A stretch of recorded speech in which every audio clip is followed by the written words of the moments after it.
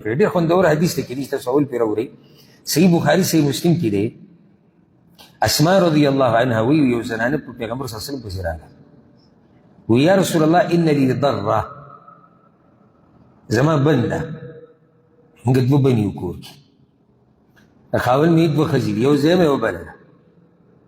فهل علي جناح ان تشبعت من زوجي غير الذي يعطيني؟ اوس په ما به څه ګناه وي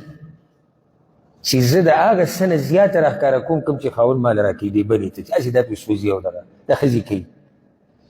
اجو پرون راغی او جو زر ډالۍ راګوزار کړو چې دا واله ستا شو، یا پرون یې ما ته ووایي چې که څه نه وی جو هېڅ به نه وو، او دا بله خو جو ما هسې راوستې ده، بس پسو شوی یم، کار دی شوی دی. او جو ما ته یې ووایي چې دغه سره چې دی چې خپلې مور له ورکوه، دغه دې پلار له ورکوه، دا قسمه خبرې څومره ښایسته سوال یې کړی چې دا به جایز وي که نه؟ رسول صلی الله علیه وسلم نه، نه دی جایز. هغه انسان المتشبع بما لم يعطى، هغه انسان چې ځان داسې ښي یو نعمت داسې راښکاره کول غواړي چې ده سره دی نه،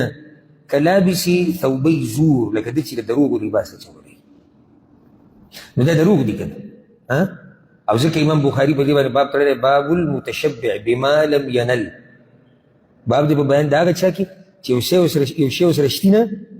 او خلکو ته یې راښکاره کوي چې ما سره دا دي او ما سره دا دي او ما دې کې ګورئ هغه نارینه هم دننه راغی چې د دروغو کیسې کوي، او جو بس زمونږ جو جیداد او دا لاس به داسې تاو کړي، د خپل کور هم نه وي، اکثر کرایي کور کې نه شي، او دا داسې یو سپین کاټن اچولی توره چشمې لګوري، ته به وایي چې دا څه ته د خان نوسی دی که پخپله خان دی که د وزیر اعلی رواره دی که خورې،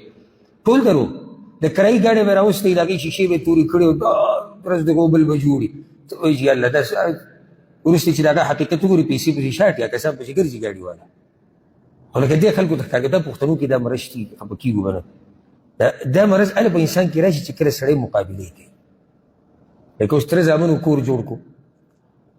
نو دلته دې بل طرف ته به مقابله وي، نو کېدای شي موږ په دې مقابلو کې به دروغ ووایو چې موږ خو بس دغه پټۍ هم واخېسته او داسې لا هغه ځای پورې چې بیا زه دغه صرف دې لپاره چې تره زامن پرې خفه کوي، دروغ نه دي، دي دروغ دي. څه چې دي هغه حقیقت وایه، اخوا دېخوا کیسې د دروغو خبرې دا نه دي بیانول پکار، د دې نه منع راغلی.